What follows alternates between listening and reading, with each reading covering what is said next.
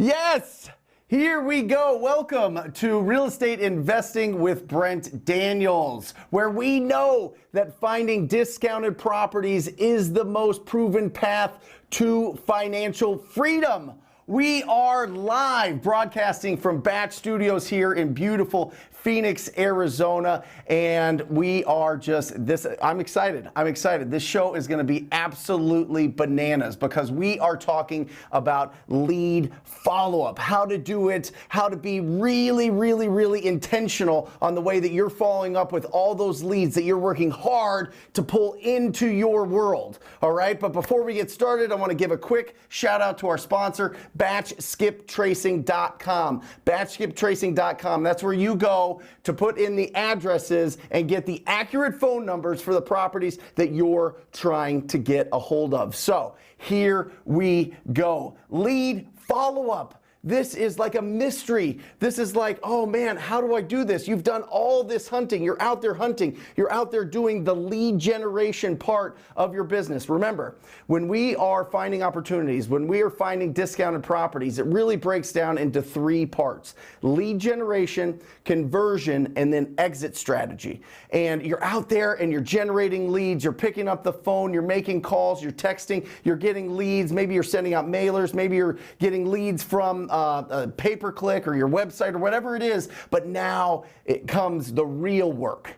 The real work is following up and converting those leads into a signed contract, all right? And that is lead follow-up. I get more questions about how to effectively do lead follow-up than anything else. It's absolutely bananas. So I'm gonna cut through all of it. I'm gonna give you the exact instructions that I want you to start implementing into the exact action items that I want you to start implementing into your business so that you can convert more of your leads, all right? So let's assume that you're out there, you're generating, the funnel's coming in, you've got a good amount of leads.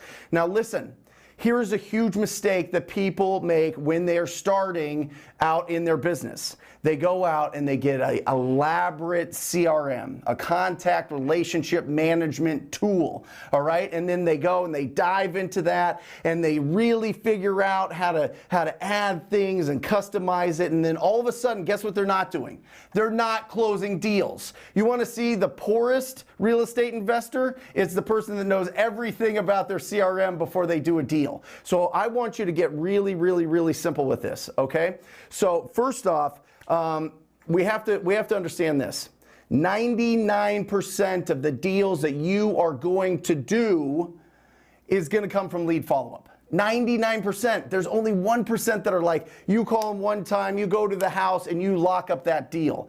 So 99% of the time, you need to be following up with these people. You need to be calling them. You need to be texting them. You need to be leaving voicemails. I'm going to show you exactly the schedule that I want you to follow to be able to do that. But 99%. Can we put that graphic up, Jesse? 99%. I want this burned into your head. That's how important lead follow-up is. 99%. 99% comes from lead follow-up. Only 1% is like total laydowns, and it's very rare. So we got it. This is one of those skills that you have to absolutely master if you want to take your business to the next level. All right. So when I was calling, literally, when I was calling and prospecting 3 hours a day from 9 to noon, I would make calls. Boom, boom, boom, boom, boom. Call, call, call. Lead generate, lead generate, lead generate. And I put together this, okay? This is a master lead sheet. This is keeping me very, very, very organized so that I understand how to pre-qualify the lead that I'm speaking with. And by the way, this master lead sheet you can download at ttpinsider.com. And I'm telling you guys, TTP Insider is everything that I wanted 17 years ago when I started. It's 17 years of experience in there. It is the absolute best resource that you can get. It's absolutely free. I am telling you, I have gone deep into programs that cost $20,000, $30,000, $40,000. TTP Insider blows them out of the water. You need to get in there. There's a toolbox in there. Download. I mean, it's absolutely incredible. Nothing on planet Earth is like it. TTP Insider. If you're not part of it, you need to get part of it right now for sure. All right. But on this master lead sheet, this is important because this is showing us how to pre-qualify the seller. All right. Now, some people like to type when they're talking. I don't like that. When you are typing and you're on the phone, people hear you typing. It sounds weird. It sounds almost corporate. It sounds very, very sterile, right? It just doesn't feel like you're actually listening. It feels like you're just typing and then you're kind of slowing down and you can't keep that conversation flowing. I want this conversation to feel like you're just sitting face to face, knee to knee, belly to belly with these leads. And so I highly suggest you get a pen, you get your lead sheet, and you're writing out what the conversation that you're having. And remember, lead follow-up starts with understanding, is this a lead? Is this somebody that will actually do business with me? And that comes down to pre-qualifying. Remember, we pre-qualify based on the condition of the property, and I want you to do it in this order because it opens up the conversation. People will talk about their house before they talk about their emotions and their problems, okay? Condition of the property, their timeline to sell their property, their motivation, why do they want to sell it, and the price that they want. And you can write it all on here. You can keep it organized. And then what I highly suggest you do until you are closing deals on a weekly basis, at least a monthly basis, I want you to go to Staples and I want you to buy these. And this is going to sound crazy. These aren't just like, trash cans over there or whatever. This is your lead follow-up. This is your CRM, right? This right here is an accordion folder and it has 1 through 31 on it. Today, you would pull it out, you would go to the date, you pull out your leads that you had filled out here, and you call them and have a conversation. You write your notes on it and you move on. I'm telling you, it makes it so easy. And this one here, not to get out of screen, but this one here is January through December. I am telling you, I did my first $1.5 million worth of wholesale deals following this. You want to know why I did? Because I wasn't wasting time behind a computer fiddling with a CRM. I was literally pulling it out and doing the work. These leads need to be followed up. The secret to lead follow-up is very simple. 2 words. Do it. Do your lead follow-up. I mean, it is absolutely critical that you are staying on schedule. This will keep you organized as you're starting to build your business. It costs $15, $20 at Staples or wherever else. You could probably get it on Amazon, super cheap, but it keeps you organized and you know what lead follow-up do I have to do. So let's look at our schedule. Right? If you're going full-time or if you're part-time, let's go full-time. I'll tell you my schedule. 9 to noon, I was phone prospecting. I was finding the leads. I was generating leads. 12 to 12:15, I had a little lunch. 12:15 to 1:15, lead follow-up. Lead follow-up, lead follow-up. And sometimes, before I started my prospecting session between 9 and noon, I would grab a couple of my lead follow-ups that I knew that I had a good conversation with early on, and I would call them to warm myself up, to get into that flow state. You know what I mean? When you're having a good conversation with lead follow-up, it makes you feel better. It opens up your ability to like really get in and conversate and use your skills and your abilities. So that's a little tip there. Start with a little bit of lead follow-up, get your lead generation, go back to lead follow-up. That is the key. It's that simple. We don't have to overcomplicate this. But I want to show you, so this, definitely download this. If you're just getting started, definitely download this. Now let me show you right here what it looks like once you start really rolling, all right? This is my CRM now, all right? Hold on, here we are. Okay, if we could show this. This is my CRM now. You can see right now we're working on about 900, well, that's the deals that we've done. We're working on 396 leads that we've got in here. All right, we've got follow-up. We've got some pending contracts that we're getting signed today. We've got our follow-up list. We get it all organized in here, and I can track what my acquisition managers are doing here, right? This is what you go to, but this isn't where you start out. You don't need to start out here with all of these leads and all these things going on because this is confusing. And there's a lot of information here. This is what you need when you have a team. All right, that's what you need. All right, I think that we've got a good example of what's going on there, but that's how we keep it organized now. Now, if you're at that point when you're working in Podio or some other kind of CRM, then just make sure that the tasks, that you're setting a task after every single lead follow-up so that you have a next contact, a next time that you are going to be reaching out to those leads that you have. Now let's go to those slides, Jesse, and I really want to break down, I want to give you an example of what it means to do some really hardcore lead follow-up. Rashad here, a TTP family member here, followed up with this lead for 6 months. 6 months. He brought this distressed property owner barbecue chicken, read the bottom of that, barbecue chicken 5 times to get that deal locked up. And guess what he netted on this? Guess it's right there. Guess what his profit on this deal was? $103,000. Are you kidding me? $103,000 because he stayed in the saddle. He was doing his lead follow-up. He was just going by and calling and texting. And when the guy wouldn't answer, he would go to the door. He would see how he was doing. He would bring him food. That's what I'm talking about. It's about going above and beyond. You want to set yourself apart from the other people in your market? Follow up with your leads. It's that simple. You would be shocked with how many people are just caught in the momentum of they got a deal and now they're babysitting that deal and they're not doing their lead follow-up like they should, and then all of a sudden their business is like this all the time. It's a roller coaster because there's no consistency with the lead follow-up. It's absolutely critical. So let me give you the way that I want you. Let me give you the schedule on how I want you to do lead follow-up, because this is exactly what Rashad was using. This is what we use in our business, and this is what's going to get you successful, because a lot of people have questions. What do I do? How often do I call them? Or how do I know if I'm bugging them or if I'm not bugging them? First, let me just put the foundation that you will not lose deals from excess follow-up. You will lose deals from not following up enough. All right, so let's put the schedule on there. 3 by 3. It's very simple. Call them, leave a voicemail, text them.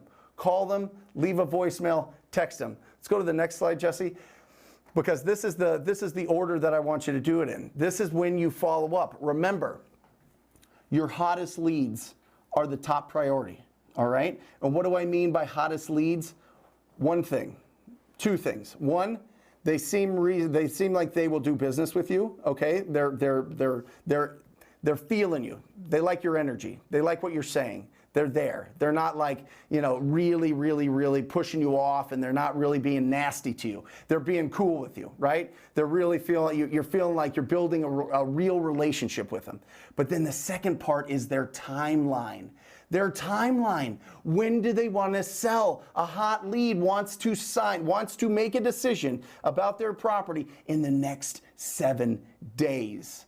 Did you hear me? In the next week, they're going to sign a contract with somebody.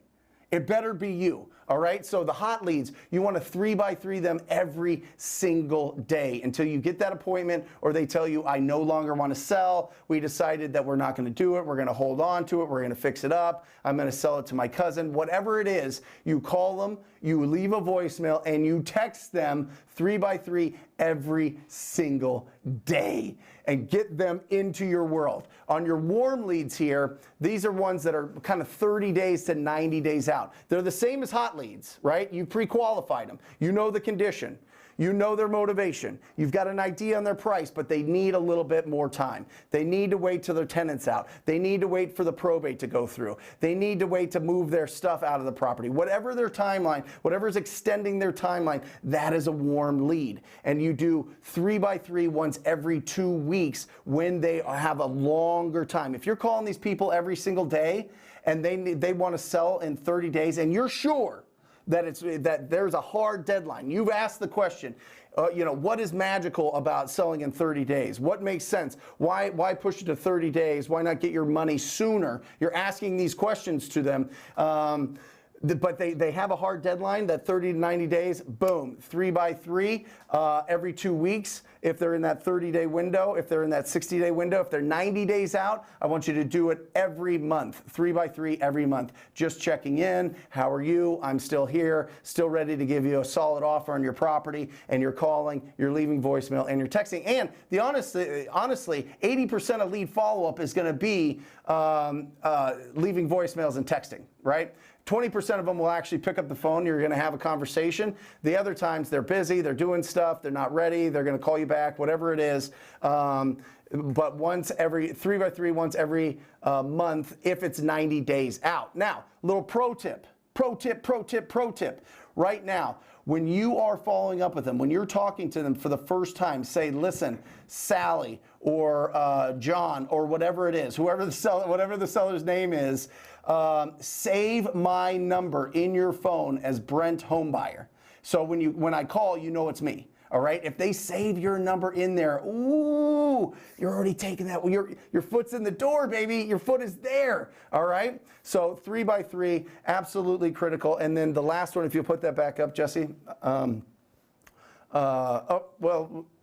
There it is. The cold leads. Any cold leads that you know these properties need to sell, or they kind of need to sell. They're not like totally dead. They're not retail or whatever, but they're cold leads, 3x3 once every year. And Jesse jumped into this because this is a big concern for a lot of people, is that it's very scary, very creepy.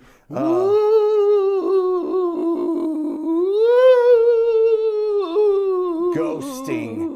Oh, the scary ghosting. Oh my gosh, you've got this amazing lead and it's phenomenal and they're willing to talk to you and you've pre-qualified them and you've got your sheet all filled out and it's fantastic and you're so excited. You can smell the $10, $15, $25, $30,000 that you're gonna get from this deal, but now they won't answer. Now they send you right to voicemail. Now they haven't responded to your texts. What do you do? What do you do? Well, what you do is you go to their door. You go to their door. You go to their door and you see what's going on. You say, I've been trying to get a hold of you. I really, have interest in buying this property. I don't want to bug you. I just want to know if you're still interested in selling the property. Go to the door. If you're virtual, send somebody to the door. Your real estate agent, your boots on the ground, whatever it is.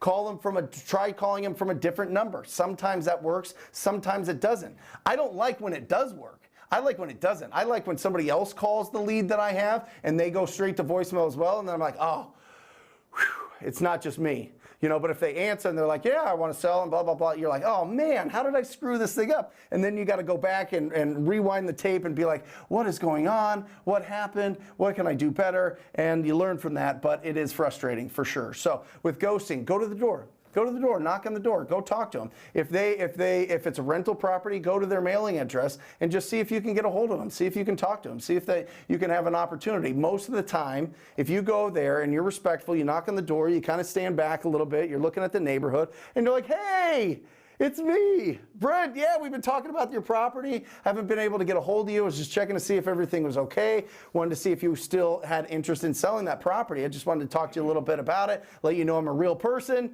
that I'm a real buyer here in the market, and just kind of go from there, right? So when they start ghosting you, don't just be like, oh, that's dead. Oh, that's dead. That's dead. Go the next step. Everybody else is going to stop. Now, if they've already sold it, they've already sold it. But at least you know, and you're not keeping them in your lead follow-up, because here is the truth. Leads are great, but leads don't get you paid, okay? And a lot of bad leads hide your best leads. And that's a problem. A lot of people get a lot of leads in, and they're like, yay, I got a lot of leads. But they don't convert them. They feel good, and they don't. And this is the dirty little secret about lead follow-up. The reason you're not doing your lead follow-up is you are delaying the disappointment of them saying they don't want to sell to you or that they sold to somebody else. And you know what's going to happen? They're going to sell to somebody else if you're not doing the lead follow-up. That's the thing. You don't want to be crestfallen. You don't want to be heartbroken. You don't want to be crushed if they don't sell the deal to you. So you don't want to do the lead follow-up because you don't want to go through that. You want to kind of keep it hope, or you want to be like, you know what? I'm going to throw that lead away anyway. It wasn't even a good lead anyway. Probably wasn't going to make that much on that lead anyway. I'm going to just not call them back. No, call them back. Let them dump you. Let them dump you. Let them tell you that they don't want to sell. Let them tell you that they sold to somebody else. Then you can move on. You can find other leads.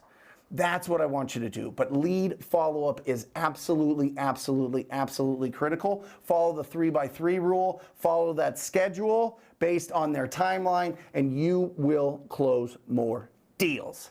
There we go. Boom. So let's, here we go. Guys, every single day we put out little clips and anywhere from 2 minutes to 20 minutes to 2 hours every day on our YouTube channel. Like and subscribe it, because I'm telling you, when that pops up on your phone and it gives you that juice, that feeling, that energy, it transitions you from whatever you're thinking in your brain, and you dip into that for 2 minutes to 2 hours or whatever it is, it's going to get you in action. Like and subscribe right now. It is incredibly powerful. This is the absolute best channel on YouTube if you want to succeed in real estate investing. There you go. Let's open it up to questions. My favorite part, let's open it up to questions. Are we rocking and rolling? Okay. So Brent, I got a quick question. Yep. So people don't overthink it. What's a good example of a voicemail and a text message that you would send when doing lead follow-up? It's very simple. Great question, Mike. So when you are doing your lead follow-up, when you're leaving voicemails, you have to hit it right on the nose. Hey, I don't want to bug you. I was calling you about your property here. We had a good conversation about it. Wanted to see if you were ready to review the offer that I have for you, right? The review. It's all about them. It's all about them. Hey, I don't want to bug you. It's all about you. It's all about your offer. It's all about that. Same thing in the text. Just checking in. Want to see if you are ready to review the offer. I'm excited to work with you.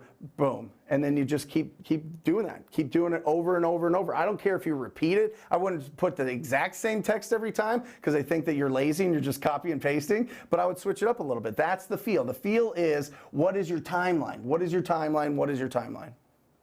By the way, that ghost was pretty scary. That was a scary ghost. I don't like getting ghosts. Thorough, yes. DNC.com. DNC.com. Not only that, but make sure that you are scrubbing against the litigator list. That is a free list. Litigators are a list of people that have opened up lawsuits against people calling them, whatever industry it is. But Batch Skip Tracing has a free litigator list to scrub against as well. All right. Samuel, all right. I have a seller who wants to sell 3 properties. He wants to show me the properties before he gives me his lowest number. I am 17, partner with my brother-in-law. All right, 17. Look at that. Any tips on objections related to age? Bring somebody with you. I mean, if you're partnered with your brother-in-law, I mean, I would just go for it. I mean, if they say, listen, if they say that, well, you guys seem young for real estate investors, just say, you know, we're a family business and we buy properties. You know, are you looking to sell? Are you looking to sell to somebody older or get the best deal? Play that softly if you need to, but really, listen. I think that's a mindset thing. I think that's a mind thing. Just go there with a lot of confidence and a lot of certainty. If you don't have the certainty and likability when you go on that appointment, they're going to sniff it out. And you're going to be on your back foot the whole time. So again, ttpinsider.com. One of the downloads we have in there is the perfect offer presentation. I go through exactly the steps that you should be taking on an appointment so that you look professional, you feel like you're going out there and it's not just a random I'm going to a house. It's going to give you the exact blueprint on how to be successful on those appointments. Again, people charge so much money for the stuff that's in TTP Insider. It's absolutely free because I love you and I want you to be successful, and we're a small group. So there you go, TTP Insider, get in there.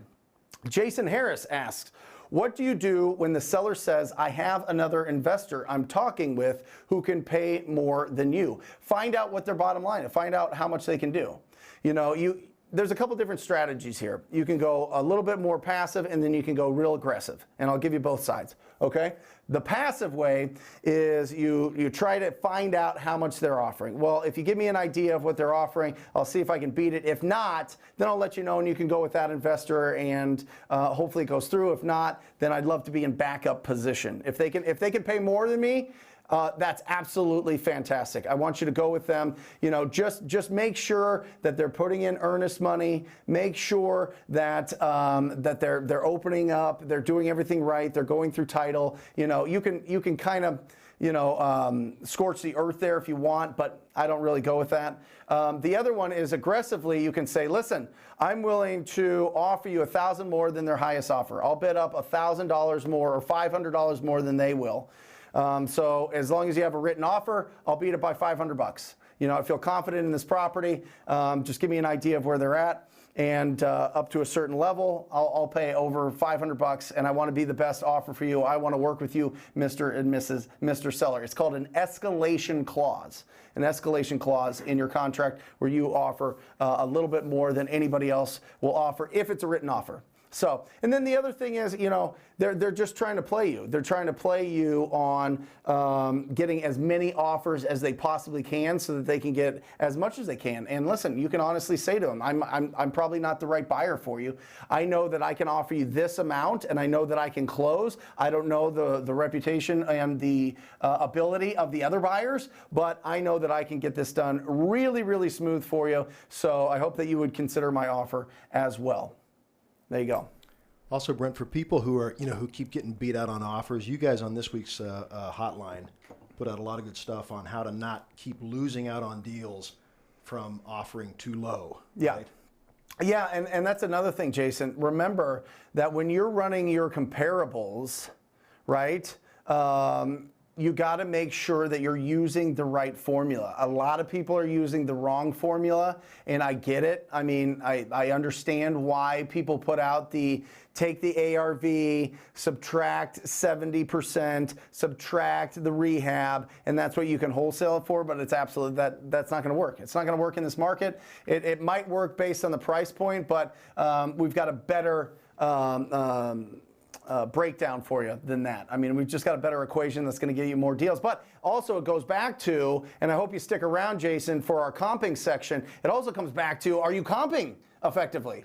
Do you know the potential of this property? Are you looking at it and you're saying, oh, there's comps at 225, but maybe there's comps being pushed up to 235, 240, right? And then all of a sudden you can offer more. So one, it comes down to your skills of comping property, and two, it comes down to understanding what your max allowable offer is. And I can break that down. We've done it pretty much every show, but I can do it again if you guys want me to break that down. So Alejandro, let me know if people are asking for that. All right. Best way to get past the gatekeepers. I'm going to move over here, just kind of move this thing around a little bit. All right.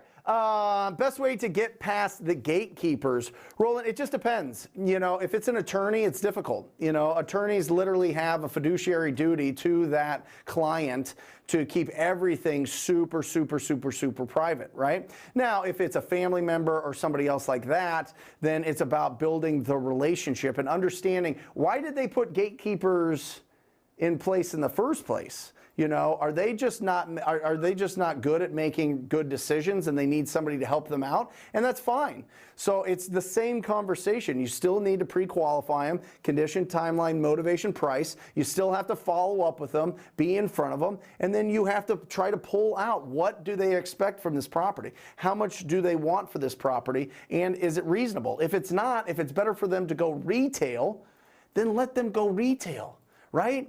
We're trying to fit, like, whenever there's a gatekeeper, I'm like, okay, great. I don't treat it any differently. I'm going to work like they are the decision maker because they're going to influence the people that need to sign on the dotted line. Okay, so I'm going to do the same exact things. Now, if that gatekeeper is like giving me nothing, then I move on. Listen, if you're proactive in your real estate business and you're picking up the phone and you're talking to dozens of people every single day, you're going to get more opportunities. The reason that we get scared of gatekeepers is we only have a couple leads. So we're like, oh gosh, if I could just get past this gatekeeper. No, just find more opportunities. Everything comes from the engine of your business, which is lead generation. If you are on top of your lead generation, then you don't have to worry about gatekeepers keeping you away. Now, if it's an attorney, give them the offer and see what happens. That's it. That's what you can do. And most of the time, they're not going to take it. But we've done, I don't know, probably 15, 20 deals through attorneys over the years that just take our offer because they're like, you know, it's as is, it's done, boom. I've had a judge take my offer. It went to the judge in a probate court, and they took my offer, even though the appraiser came in. I got the property for 180. The appraiser came in at 215. So put your shot out there. Don't be discouraged. Don't just not take the action to be able to get that contract accepted. All right? Awesome question, Roland. But just add more. They want you to break down. Break down? Okay. Here we go. ARV. Oh, hold on. Here we go. You got your ARV, okay? Now this is, you're going to pull your comps. You're going to get very good at pulling comps, all right? You're going to get very good at figuring out this ARV. And then what I want you to do is multiply that by 0.84, all right? 10% is going to be the profit for the investor, okay? And this will fluctuate a little bit, and I'll go into, we're just talking about distressed properties that need some love that'll probably most likely be a flip. Hey, Brent, real quick, what does ARV stand for? This is the after repair value. Good question. So ARV basically means when it's all beautiful, when it's all fixed up, how much does it sell for? All right? So that's the top of the market. Beautiful, top of the market, what does it sell for? So 10% is the profit that an investor is going to be looking for, or a 20K minimum. Minimum, okay? Because here's the thing. The truth is 10% of 100,000 is only 10 grand. That's a big risk for an investor, all right? So they're going to want to make at least 20K. It just depends on what market you're in. But remember, if you're in California or Washington or Arizona or Texas or Florida or New York, any of these markets that the price points are high, 10% profit is a big profit, all right? And 20K minimum there, and then that's the 10%, and then the 6% that I took off there is for closing costs and realtor fees, okay? And then from there, I want you to subtract the fix-up cost. Boom, and then from there, that is typically the wholesale price. That is what a wholesale buyer is going to want to buy that property at, right? So they buy it here, they put the fix-up in, they sell it for here, and they get the profit, all right? They get the profit, and then you need to subtract how much you want to make on your assignment or on your flip if you're closing on it. So we always build in 25,000 minimum for our deals, and we average just under 30. So we do a good job with that. So this is just the breakdown, guys. This is just to help you. This is to give you a guideline of where you need. And we'll break it down. I'll break it down. I've got a great comp that one of the TTP family members wants me to comp later today. I'll also look at a comp of a property here in Phoenix, and we'll comp those and we'll work the numbers there. But that is the breakdown. Well, I'll keep that up just in case people want to see it. There you go. And Brent, real quick, so the wholesale price minus the assignment fee is what you would offer. That's your offer price. Yep.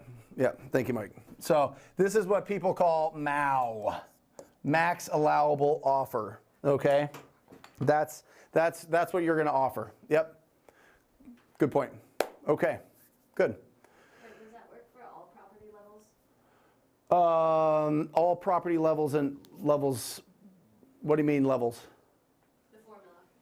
Yeah, I mean it works. Yeah, this works for any of them. I mean, you can adjust it a little bit if you're over $1 million, but for the most part, for most of us, that's going to work. Right? 300,000, they want to make 30K profit. They're going to tell you they want to make 50K profit or 60K profit, but the true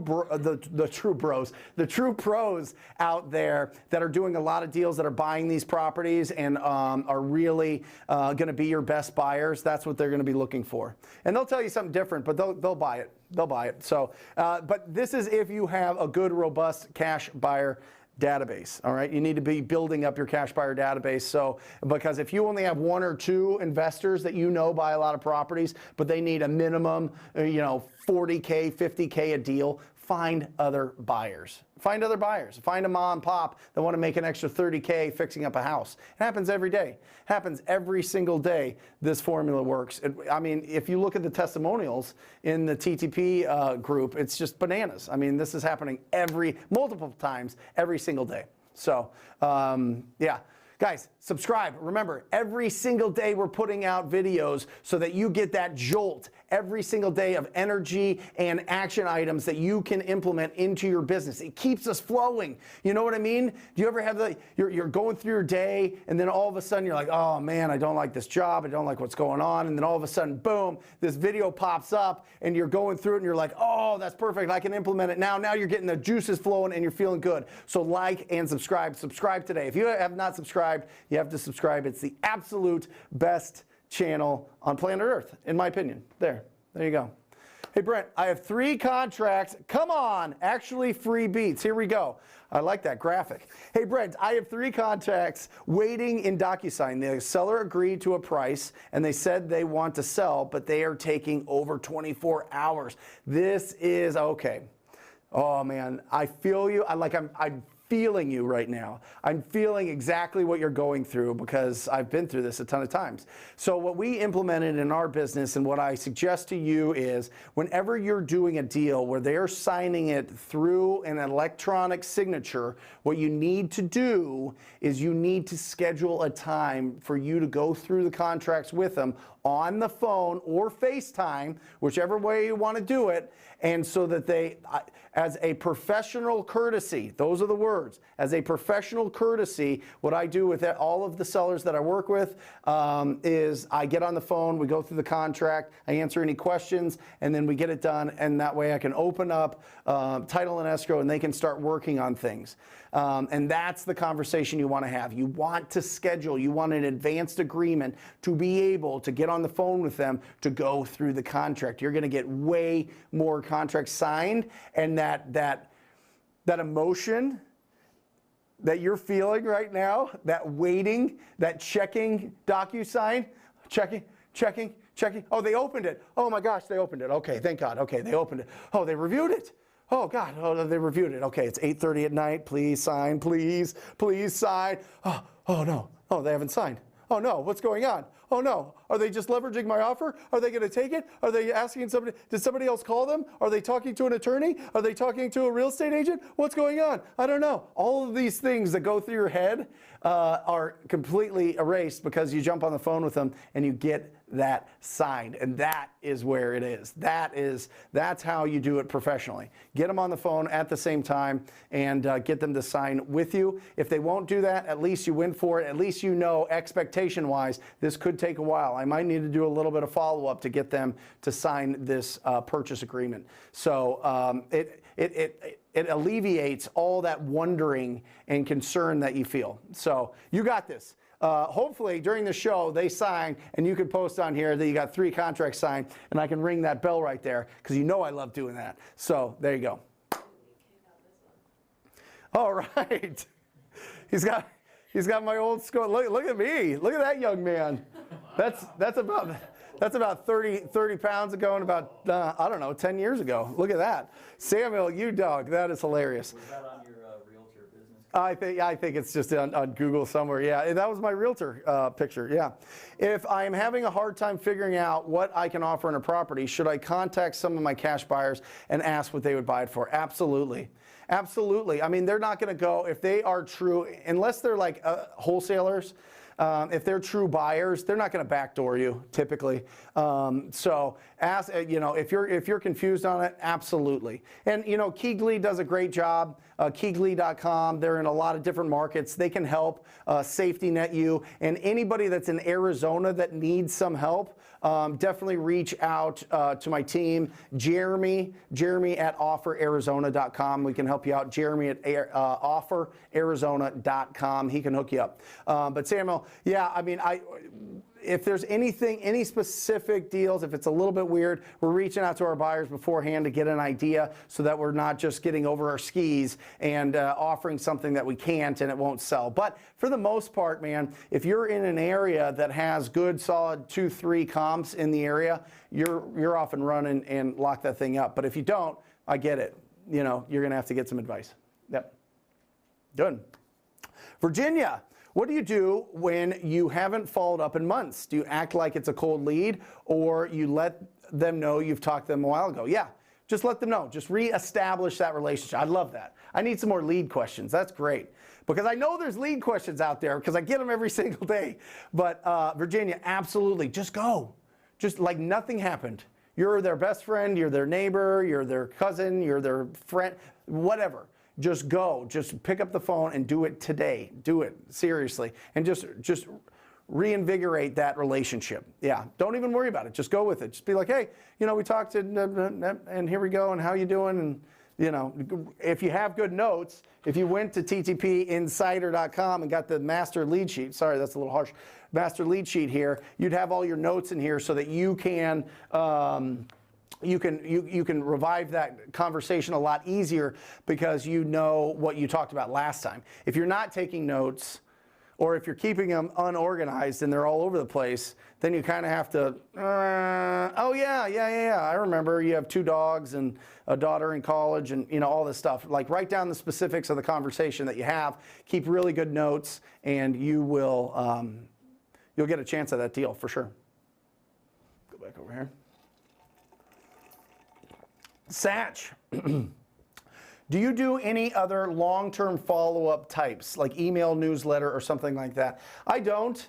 Some people set up automatic texts and automatic emails. I think that's just, I get it if you have a ton, but most of us, I mean, you saw, we have 400 active leads right now that we're following up with. We can handle that with 2 people. You know what I mean? Unless you have more than 400 or if you have 200 or whatever and you just can't follow up, it's just too much. One is, oh, okay. One is you probably have way too many leads that aren't going to convert. So you need to go through your leads and filter them out and get rid of them. I mean, throw them away, move on. If they're not going to work with you, I mean, try to see, give them a call, see if there's anything there. But if you know that it's not a good lead, get rid of it. If you've advanced, if these were leads that when you started 6 months ago and you're like, that's not really a lead. They want retail. It's a beautiful house. They're not going to sell at a discount. They're showing no signs of distress. Then get rid of them. Email newsletters, no. I mean, they don't care. They don't. Listen, they're going to make a decision if you're there at the time that they're ready to sell it, and they're gonna work with you if you're there, and you're there if you're on the phone having a conversation with them. Now sometimes people will send you an email or something, I'm ready and this and that, but for the most part, no. And you know, if leads tell you, Satch, that oh, just email me your info and email me the contract and email, they're not serious. If they don't want to get on the phone with you to sell one of the biggest assets that they have, if not the biggest asset, they're not serious. Get rid of them. Get them out of there. Move on. Make room on the bus for the good leads that are going to convert. Right? That's good. That's good. That's it. How many no responses before you trash a lead?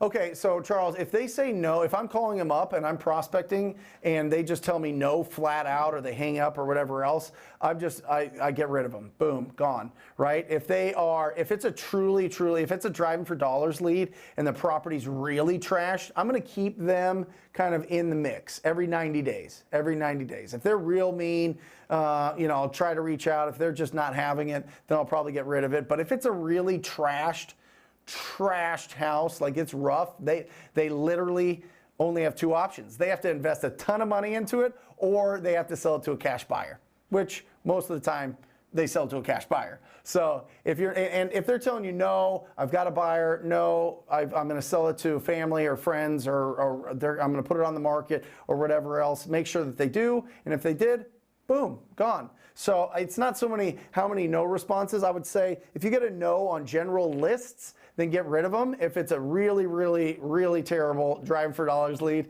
then keep them in the mix. They're going to have to make a decision at some point. You know what I mean? Yeah.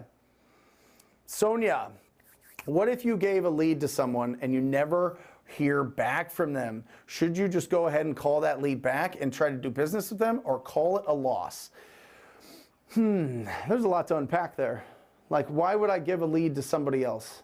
You know, maybe you feel like somebody else can convert that better. So one, make sure you subscribe to this channel and get all the tools that you need so that you feel confident and certain that you can close the deal yourself. Okay, that's for sure, because you absolutely can. Giving leads away, maybe it's in a different market, right? Or something like that. So if you can kind of clarify that, that'd be great, Sonia.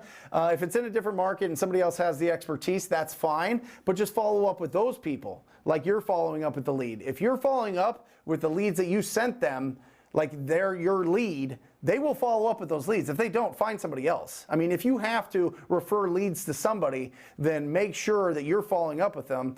Unless it's like a referral to like a real estate agent and they're just going for the listing, I don't care. Just give it to them and forget about it. But if it's a deal, if it's a discounted property, you got to be on it. I mean, that's your lead, right? You get paid off of that. So you stay in, like, think about it. If you're not doing your lead follow-up, you're literally throwing thousands of dollars out the door every single day, because that's the money's in the follow-up. So don't do that. Don't throw away that $1,000. I said in a video before on this channel, and I like this. If you don't do your lead follow-up, imagine you have a stack of lead follow-ups from your accordion binder folders here, and you got a stack, and it's on your desk every single day. And any one of those leads that you don't sell, I take $1,000 from your bank account and give it to your worst enemy, or the government, or whatever. That's the emotion that you have to feel. That's the way you got to feel, because you are literally like pulling money out of your account. I mean, you're doing all these things, you're doing all this effort, you're taking all this time, you're going through, and then not following up. Man, that is rough. It is just rough. So make sure that you're doing your follow-up. If you're referring it to somebody else, Sonia, make sure that you're following up with them to make sure that they're giving you updates. Good. Bernard Mack. Hey, Brent. How do you end a follow-up call when they are not ready to allow you to set up for you to follow up in the future? They are still not ready to allow you to set up for a follow-up. I just, I'll be in touch. You don't have to overcomplicate it. So if they're like, hey, listen, don't call me for another 6 months, call them next month. I mean, listen, worst thing that they can do is ghost you. Can we, is there any kind of... So ridiculous. So the worst thing they can do is ghost you, and if it's a really good deal, go to that property. But if they're being real standoffish, they're not really serious. Their timeline's way too long. Just keep touching them over and over and over. Call, voicemail, text message, and when they're ready, if they're ready, they will either tell you, stop. I don't want anything to do with you. Stop, or they'll tell you we're ready to sell, and that's where you want to be. So don't overthink it, Bernard. And yeah, at the end of the call, just say, okay, I'll be in touch. You know, okay, great. I'm gonna make sure, and you can set up an upfront expectation. I always love doing that. Hey, listen, I'm gonna communicate more to you than maybe a lot of other people, just because I want to make sure that you understand that I'm serious and that I have a real cash offer for you. You know what I mean? So you can set that upfront expectations as well. Awesome. Roberto, when you send an offer, even if it's still going through probate, would you send an offer if it's still going through probate? So a couple different things there. One is you need to understand how far along in the court process this probate is.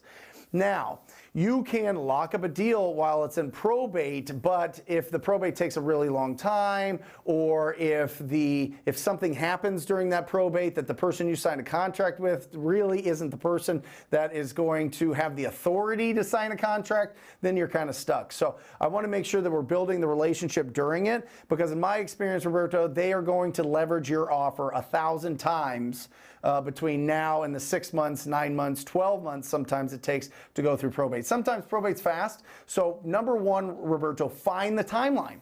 When is the probate? When do you expect the probate to be completed?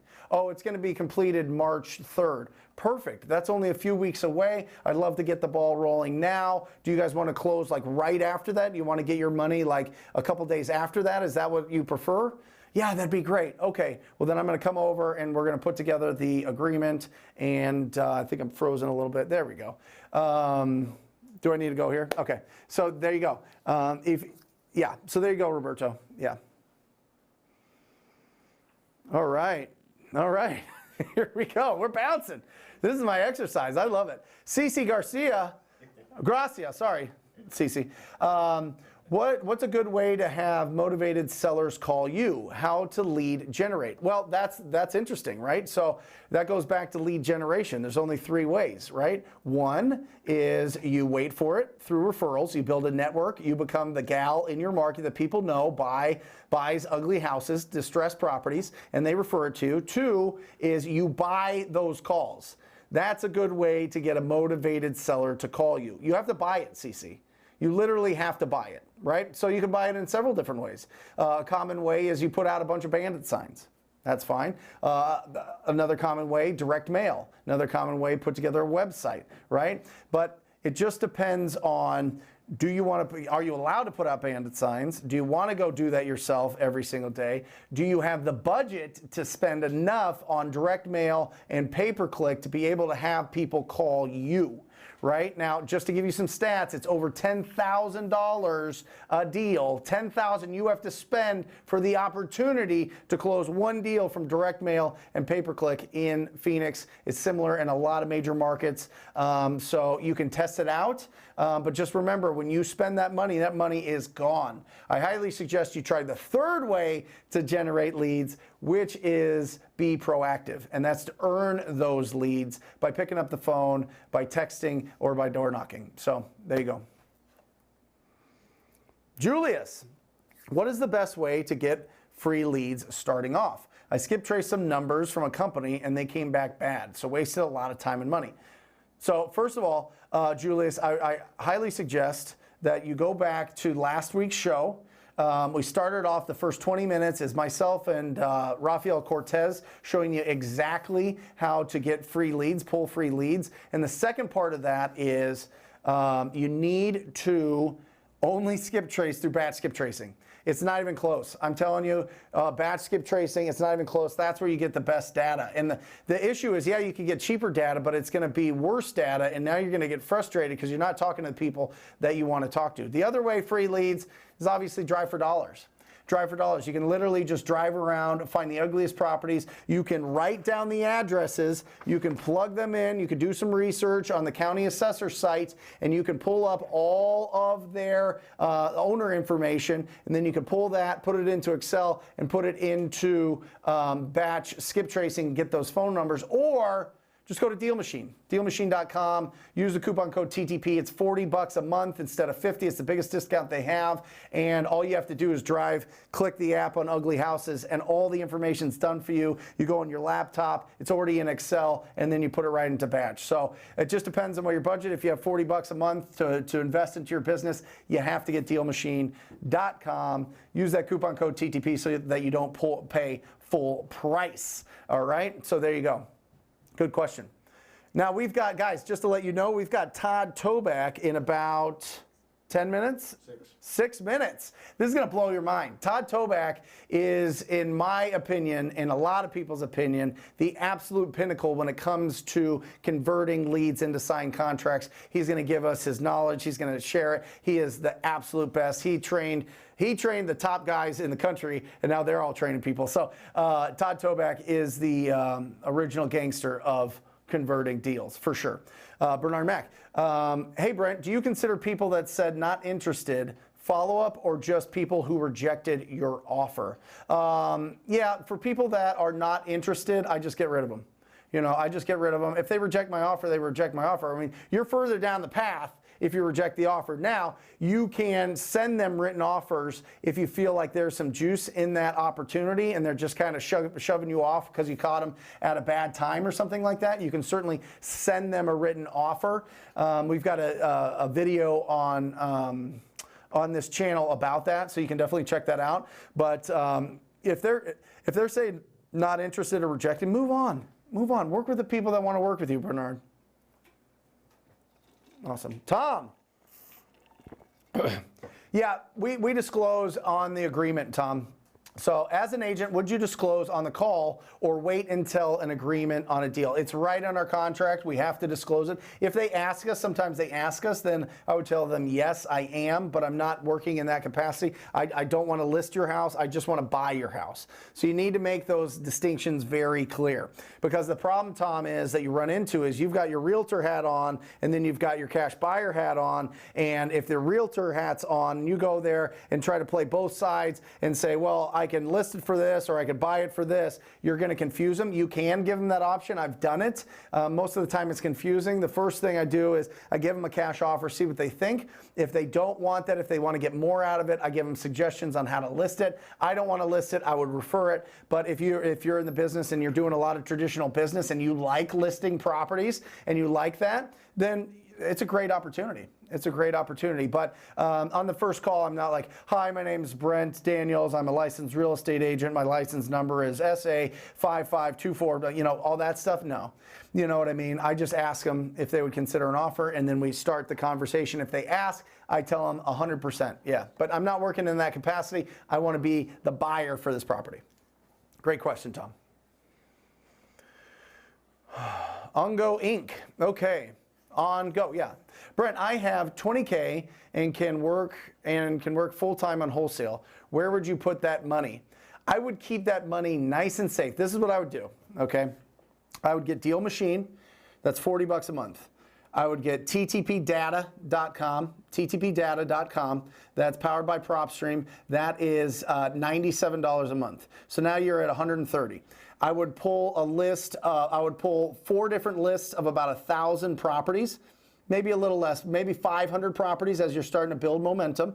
I would get the batch dialer, which is $130 a month, and I would just go to town. I would skip trace. To skip trace those 2,000 properties will cost you about $300, and the dialer is $130 a month. So I would keep all that money, brother, and I would get to work. If you've got the time, keep your money. That money is probably after-tax money. This money is stuff that is money that you can use to invest in real assets. You don't have to break the bank. That's what I'm telling you. Get the ball rolling with these things, okay? You can manage all those with just those tools right there. So that's what I would suggest you do.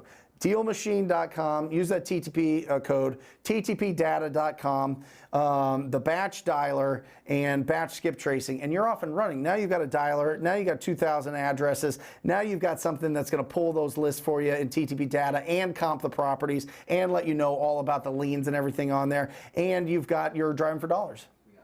All right, we've got Todd. Here we go. Where am I at? Am I over here? Yeah. Todd, can you hear me? I can hear you. What is going on, my man? Can you hear me? You are live and you sound perfect. So lead follow-up, that's what we're talking about, Todd. We're talking about effective lead follow-up, taking these properties, these leads from all that hard work that they've used into converting them.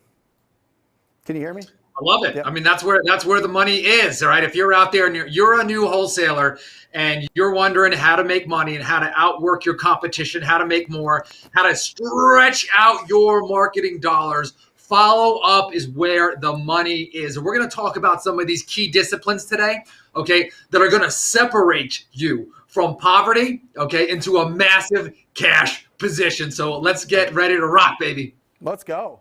Dump it on us, man. Let's just go with it. So, all right. Well, sounds good. Well, I'll tell you what.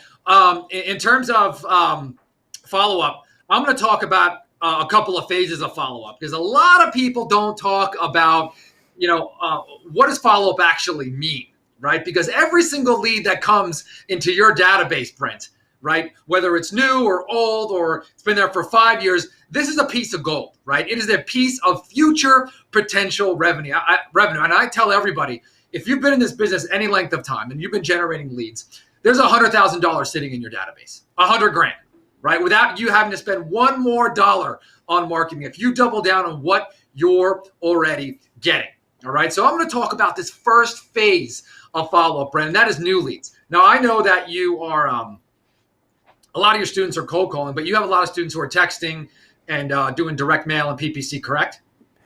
Mostly calling, but yeah, I mean, this is a live show. There's people doing everything, Todd. I mean, literally everything. Awesome. By the way, do me a favor. In the comments, if you're watching this live, right, I want to know what is helpful, what you want to hear more of, right? And if something is not clear, right, write it down. Or something's like we really, really hit a nerve, right? Leave a comment, please. Brent and I really, really want that feedback. But I'm going to talk about the first stage of follow-up. And this is the one that most people forget. And this is that initial conversation with a seller. So let's pretend like you have a cold caller calling for you, and this lead comes into your database, right? Or a direct mail lead. And this thing is sitting here. What most people do, okay, 90% of people do, is they call once and they leave a message. Hi, this is Joe. I was calling about your property. You may want to sell. Call me back if you're interested in selling. Yeah. Click. You talked to my associate George, who told me that you were interested in selling. Call me back. Yeah. So most people, okay, will leave a message. Conversation over. I already called this person. Right? This person didn't call me back begging me to buy their property. They weren't ready to jump off a cliff. Not motivated. It's over. I'm done. Right? But I'm glad that we're on the TTP channel because this is Talk to Proactive. Okay? Talk to Proactive. That's what I think we should call this show. So we invented a little something called the stalker method. Okay? And the stalker method is actually an initial level of follow-up to get somebody on the phone. So I understand that if you're doing a cold call and you get somebody on the phone, initially that's great, right? But if you're trying to get that initial conversation, you're in that discovery period, okay? You got to use the stalker method.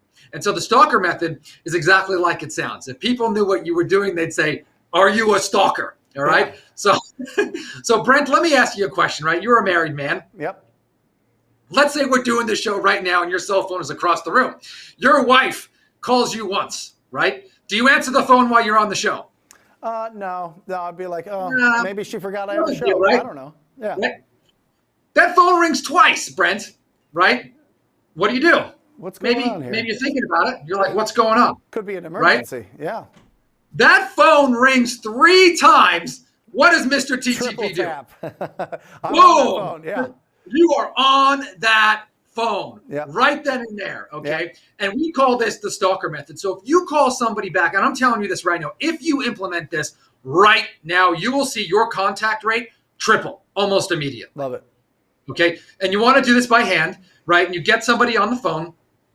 And if that doesn't work, send them a text and leave a message, right? But you're going to see your contact rate go through the roof. On day 2, you do that twice, leave a message, send a text. On day 3, you do that one more time, okay? And if after the 3rd day, they don't respond to that, then it's okay to keep that lead in your database. But you got to create some heat, some fire in your follow-up in that initial contact. And if you do that, right, you're going to get a lot of information. Perhaps you may get to disqualify that person, but at least now you sped that process up. And that's what I want to talk about, Todd, is why is it so much easier to do lead generation than it is to do lead follow-up? Why is it so much easier to hunt than it is to gather? You know what I mean? Yeah. Well, I think that you're saying why is it easier to do lead generation than conversion? Yes. Because it's really, really easy to test the waters with people, right? It's really, really, really, the conversation is nice. Don't have to have any uncomfortable conversations. Even though cold calling is hard, at least, I could play on the surface, right? Yep. But Todd Toback, and if you're listening to me, I want you to run towards the truth, right? You've got to charge. You've got to run towards the gunfire, right? And if you're going to get shot down, if you're going to get a no, I just want to find out today, right? If you don't love me, if you want to break up with me, if you want to, want X, Y, Z, just tell me so I can save my time. It's so funny, Todd, because I just was talking about let them dump you. Let them dump you. It's okay. It's okay. Right. You're going to find somebody that wants to date you, wants to work with you. You know what I mean?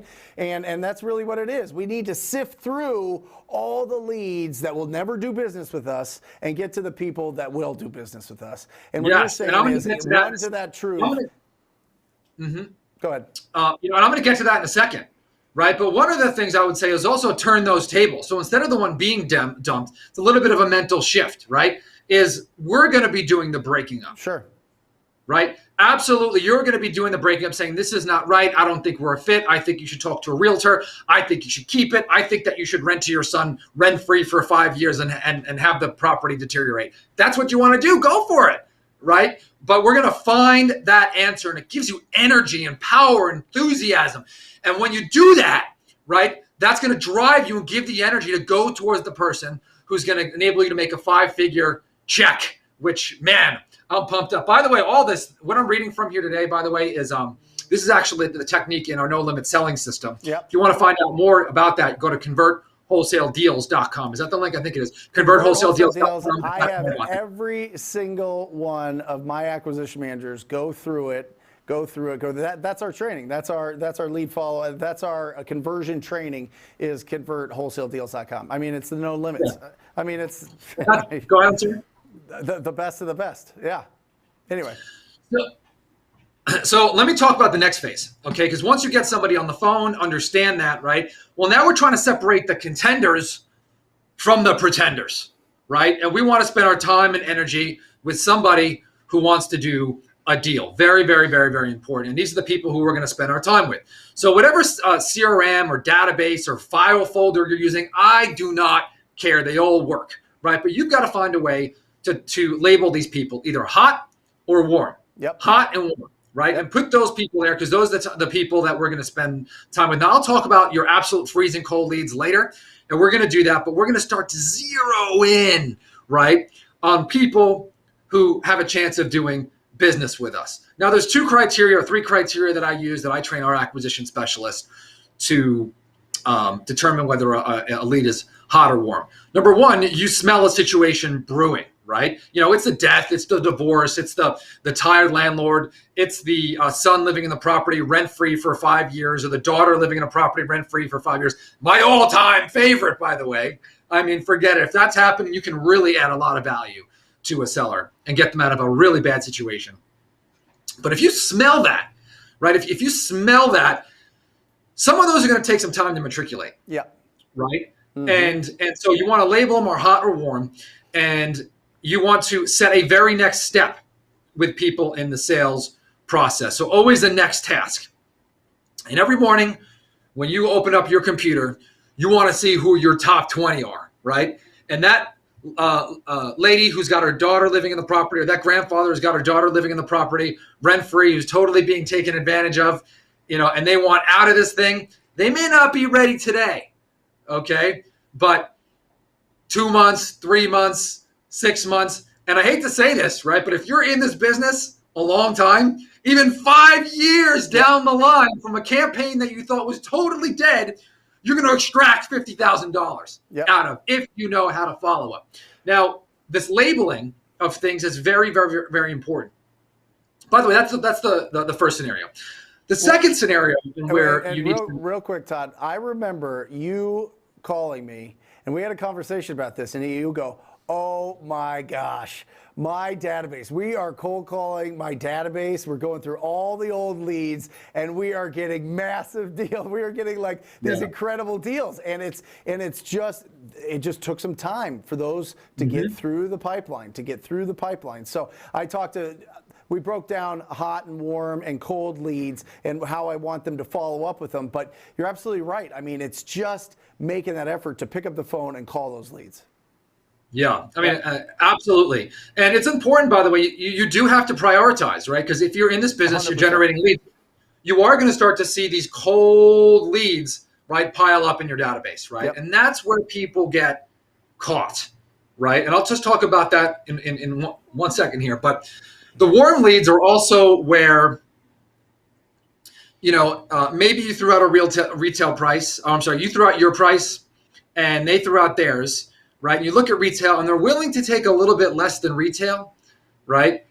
But they're not telling you about a situation, right? Mm-hmm. And you're like, like, why did they say that the house is worth $200?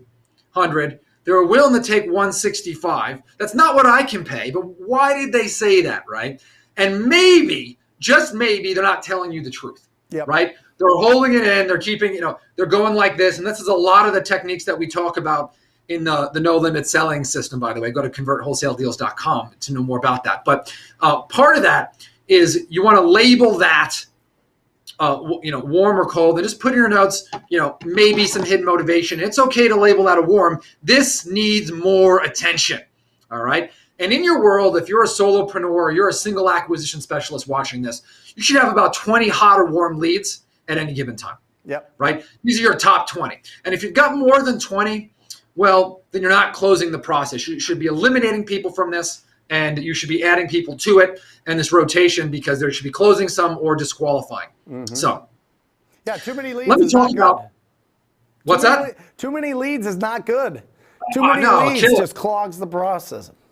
Yeah, it absolutely clogs the process. So let me talk about cold leads for a moment, because you're like, well, what about XYZ, right? Well, that's going to be really, really important. So, you're going to have to say no to some things, right? And so as these goes, you're either going to have to delegate these cold follow-ups to somebody else or push them off to another day. Or our system in our company is we send out a written offer to anybody who we speak to who we're not nurturing, okay? Yeah. Now, this offer, you're like, Todd, what do I pay? What if it's too low? What if it's too high? What about this? No, okay? This offer that we're going to send out, it's just a conversation piece, okay? It's going to flush out some motivation. So you either want to email this or you want to mail it. And if you do this on a consistent basis to people on your cold database, it's going to flush out some motivation for these people. And for every 50 to 75 offers that you send out, and you can mark this. This is like gravity, by the way. For every 50 to 70 written offers that you send out to cold leads who you thought would never do business with you, you're going to get one back. You're going to get one back. And these are people that you've talked to, or they've come into your funnel at some point. You haven't converted them. They haven't really been, they're not really responding to you, or maybe they're ghosting you a little bit. That's what you're talking about? Yeah, that just didn't show motivation, but for some reason they said yes to that initial cold call. I might be interested in selling. Yep. Or they responded to a direct mail piece, or they responded to a text, right? Whatever it is, for some reason we didn't see it, or something changed, or the offer hit them on the right day, and that offer was a trigger, right?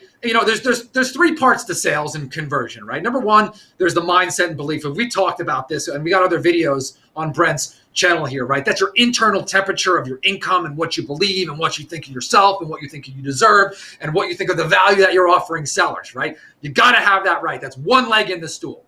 The second leg is going to be, is going to be your skill, right? It's going to be your skill in terms of, do you know how to sell? Do you know what to say? Do you know the objections? Do you know how to use which list to call, right? And the third, and this is going to be really, really important, right? And people underestimate this, are your habits. Okay. And that's different than mindset. Totally different than mindset, right? So there's guys out here, believe me, look, you might be listening to this and saying, hey, I'm guilty of this. The guys who read, I read 100 books a year this year, right? Look, I think that's great, right? I think you should read, right? But if you're out there trying to make money, talking about that you're not making money, and you're not making 60 to 100 calls a day, and you're not making 30 offers a week, right? The other first two ain't going to help you, right?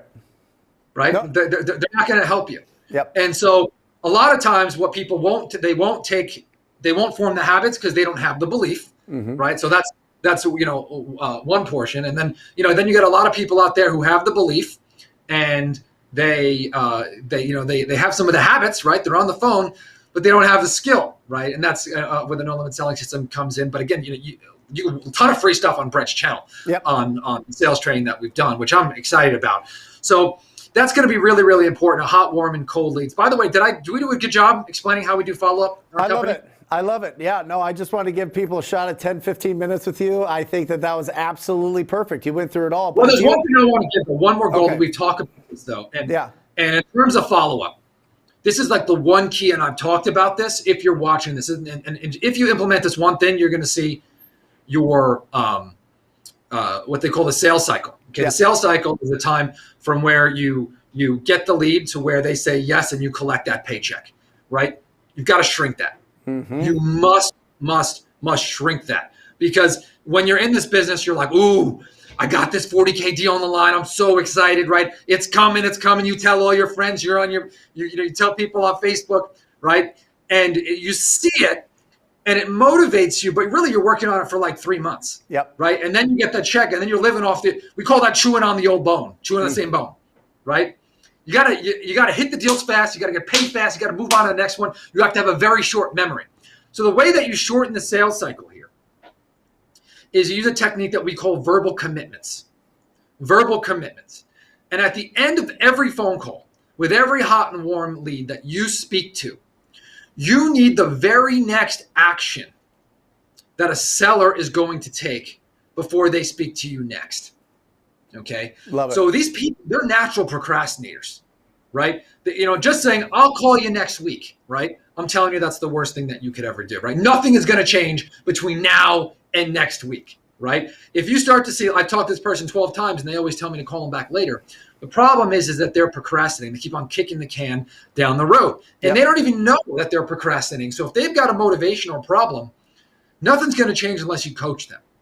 And so I always tell people, okay, we're going to talk next week. You want to, number one, set a date and time.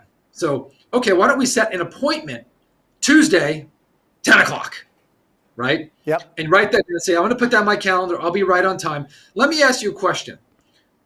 My goal between now and then is to decide whether we're going to be doing business or not. And no is absolutely fine. Okay, but what has to happen between now and Tuesday for you to make a decision whether we're going to be doing business or not? I love it. I love it. Right? Yeah. Now, notice that's an open-ended question. You can't say yes. You can't say no. Right? So you have to say, what has to happen? Well, I've got to talk to my sister. All right? Well, this is where most people stop. Well, talk to your sister. That's not deep enough, right? You got to go deep, right? You got to go, right? Yeah. And say, well, great. Let me ask you, when you talk to your sister, what is she going to say? Yeah. Right? Well, she's going to say the offer is too low, right? Now, if you don't go deeper here, she's going to come back and say, well, my sister said she was going to think about it and the offer's too low, so let me work on her. Right? Let me ask you this. it sounds like you already know that this is too low for her, right? So how do we hit this head on? Right? She's going to say it's too low. Are you okay with the price? Yes. Okay, so can we prepare for that conversation a little bit? When she says it's too low, let's say this. What are you going to say to her? And by the way, if you tell me to go take a hike, I'm just okay with that. But let's just cut through the fat, right? Yeah. And she's going to say, well, she's going to have to take it. Okay, are you prepared to tell her by Tuesday? Right? And then they think and they sit and they go, no, you're right. You're right. I've got to do. Now, of course, this doesn't work every time, right? It doesn't work every time, right? But it works a lot of the time, right?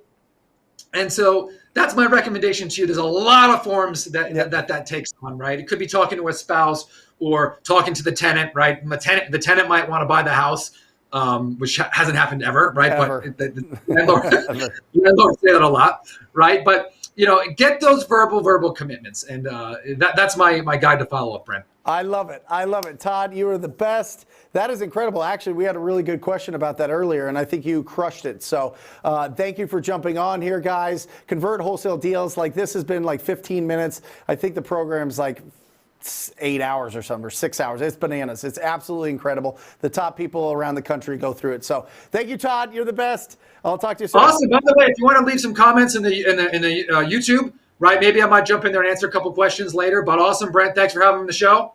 Awesome. Love being here. Thanks, Todd. There we go. Holy cow. Did he smash that? Yes. Woo, he's giving me energy. Holy cow, that's incredible. So let's do some comps. How does that sound? Are we good? Do we have any? Do we have some questions that we want to go through, or just comp it up? No, we have a comp. We got it? Well, I've got one. I got to do one here that was submitted by my one of my TTP family members. Okay.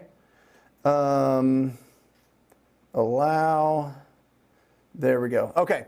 So first off, I want to do one here. Mike suggested that I do one here locally so that we know this is one that we were going after, we didn't get, but it's a good example to kind of break down what I want you to be looking for. Okay. Hold on, Brent. I've got to reset this real quick. Okay. Do you have the steps up? Do you need the steps? The steps would be good. Yeah. So we've got 7 steps when it comes to comping: location, timeline, age, size, floor plan, condition, and potential. And we're going to go through all that as we go through these comps, because it's really important. Now listen, this is not rocket science, okay? I'm going to make this as simple as possible, going through these 7 steps so that you feel comfortable getting this ARV, getting that after repair value, getting that fixed up value, so that you know that you're going confidently into the offers that you're going to be giving to your property owners, because that's key. I mean, it starts from the top down. You have to understand what is the potential of that deal so that you can start working backwards and understanding what's it going to take to get that property to that price. How much is it going to take? Where do you have to be at? How much profit is the investor looking to get? All of these things are absolutely critical when you are comping these properties. So, yeah, I am ready to rock. We're having a little bit of technical. Do we have some questions that you can pop up while we're waiting, so that we just don't over here? Okay. We've got a lot of different wires popping in and out. Okay, Deshaun, what would you consider to be the minimum daily number of people to talk to remain efficient? I always shot to get 30 minimum, but then this is what I love is once a month, Deshaun, I want you to do the 100 contact challenge. All right, where you spend like literally all day talking to new people. It'll take you 7 to 8 hours, but once a month, if you really want to take your business to the next level, once a month, do 100 contact challenge, and you're going to be like rocking and rolling, okay? But a minimum 30 if you have the time. But listen, if you only have 15, 20, 30 minutes because you got a full-time job and you've got kids and you've got all these other things, just talk to one. Just start with 1 a day, build it to 2 a day, build it to 3 a day. Like, you don't have to jump in and go, oh, I got to talk to 30 people to be successful. That's absolutely not true. That just helps you be more successful faster, okay? But absolutely, you can start with just doing 1 or 2 or 3 or 4, and that's going to build your momentum, and that's going to get you going, and that's going to be you're going to set yourself apart from 99% of the other people out there that will never take action, that want to hide behind marketing, that want to hide behind trying to get people to send them deals or try to daisy chain deals that somebody else got and try to make something on it, a little bit here, a little bit there. No. Like, just start building up and start having those original conversations with your distressed property lists. All right? Good question. Hey, Brent, real quick. So define a contact. Is that just a decision maker? A contact. Thank you, Mike. A contact is you actually spoke to the property owner of the address that you're trying to get a hold of. So if it's a wrong number, that's not a contact. If it's some obscure family member, it's not a contact. I'm talking the property owner of the property that you're trying to get a hold of is a contact. So. And with a good list, that should take, what, 3 hours a day? 3 hours a day, you should be getting anywhere, if you're going through a list the first time, you should be getting 10 to 15 contacts an hour. It should take you about 3 hours to get 30 contacts, but I would shoot for that as a minimum. But I would say, Deshaun, if you're just starting out, shoot for 10. Shoot for 15, shoot for 20. Build that up to the point where you get it to 30, and then once a month, 100 contact challenge. Woo, that'll fire you up. That'll fire you up. Okay, let's look at this deal. All right. So we're going to pop this thing up, all right? I'm going to show you this deal. We were going after this. We missed out on this deal for one reason and one reason only. They ended up sending this to, just quick claiming this to one of their family members. But look at this. Look at what, I just want you guys to see this, right? What do you see here? What is it? What is just sticking out? Look at all these empty pools.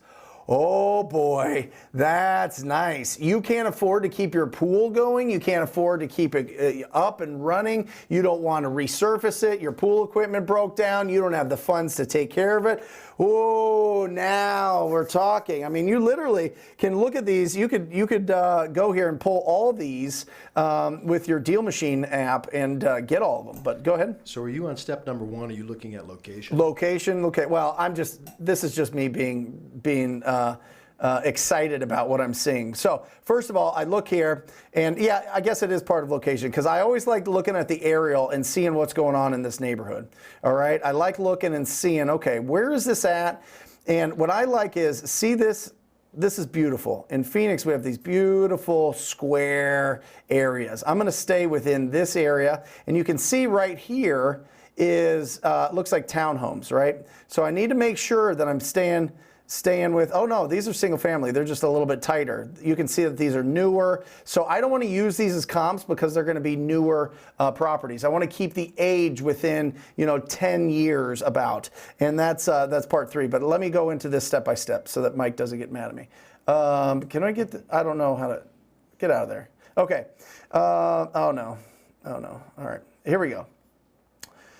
All right, so I'm looking at this deal. Now look at this, okay? It's showing that it's owner occupied. They've owned it for 21 years. It was built in 1961. Now guys, when I tell you go after older properties, I mean it. Go after older properties. That's, oh my gosh. Is there a way to turn this off here?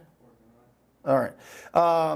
So there's more potential here because these are older properties that need some love. All right, so the location of this is in an area that is built in 1960s. So I'm going to find some really good comps here.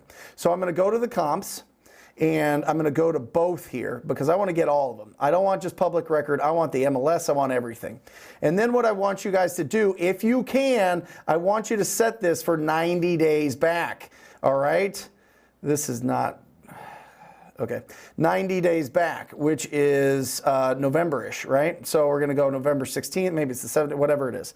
Okay, we got that. And then, okay, so we are 90 days back. See how the square footage is staying within the parameters here? That's beautiful. They're pulling within a half-mile radius, which is good. So look. Scroll down here. Look at all these comps. Now, listen, there is a major street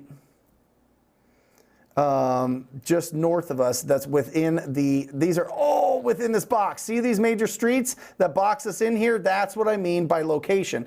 The only other thing that I want to do is I want to put a max on this, a 1975 for the year built, right? I want to get rid of those newer builds that we saw just from the aerials. And look at all these comps. I mean, it's perfect.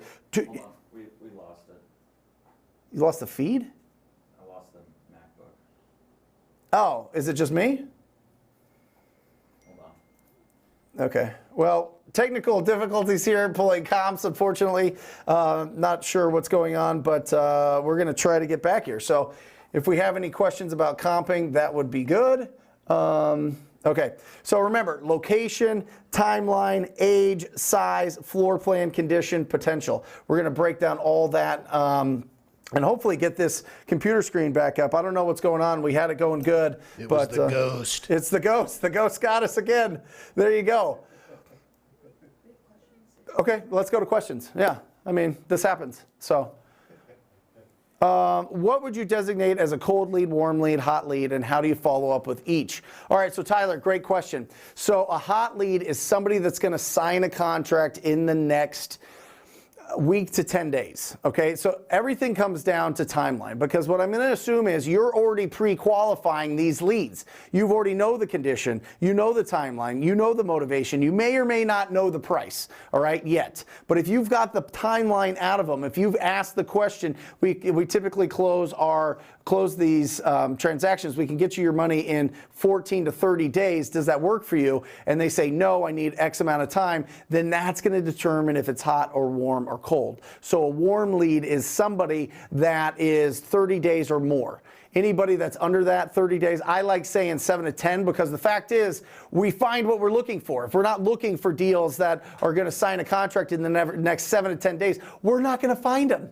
We're not going to find those deals, all right? But so I want you to put that in there. I want that mental intent of focus on 7 to 10 days. That's the leads. It's somebody that you've pre-qualified that has a short timeline, up to about 30 days. 30 days to 90 days is warm. Over 90 days is a cold lead, but you can follow up with them and see if you can shorten down that cycle, all right? So shorten down that timeline, right? Because time kills all deals. So we want to shorten that down so that they make a decision right now so that we can work with them before, you get a lot of other things going on. All right, we're back. Look at this. I'll tell you what.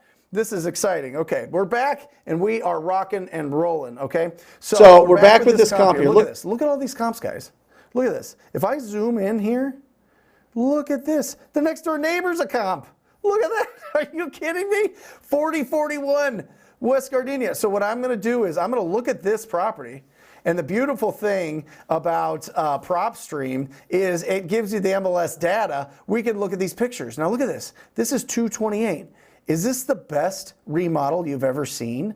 No, this is dated. The cabinets are dated. The countertops are dated. The appliances are dated. This is next door, and it's sold. It's sold for $228. This is phenomenal. And when we look at the MLS details, it took 52 days, and it probably went faster than that. It was probably just pending for a while. So 52 days, it sold at $228, and it's the exact. Is it the exact same model? Oh my gosh, this would be perfect. Oh no, where'd we go?